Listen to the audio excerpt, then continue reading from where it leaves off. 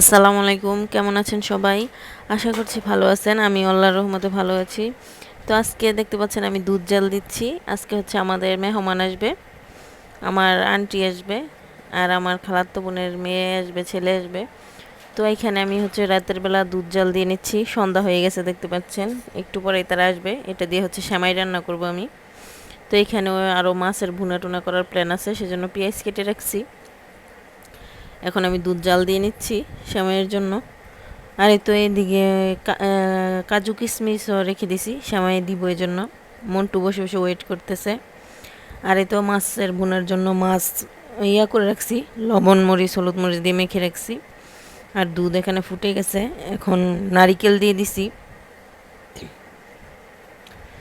নারিকেলটা কিছুক্ষণ ফুটে গেলে তারপরে হচ্ছে সেমাইটা দিয়ে দিব আমি। চিনিও দিয়ে দিছি। তো তারপরেই তো বাইরে চলে এসেছি, আমার মা এখানে পিঠা বাজতেছে। আমি পিঠায় ভালো করে বাজতে পারি না, এই জন্য এখানে পাতার পিঠা ফুল পিঠা জাকানাকা পিঠা আর কি যেগুলো বানাইছিলাম সেগুলো ভেজে নিছি। আর চিংড়ি মাছ দিয়ে বরবটি ভর্তা বানাই নিব, এজন্য এগুলো রেডি করে নিছি। এখন বাটাবাটি করে নিব।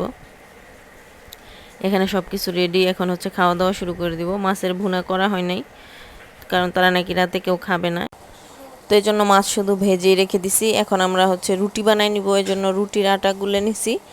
আর আর বাকি যারা যারা ভাত খাবে সেজন্য ভাত রান্না করে নিছি।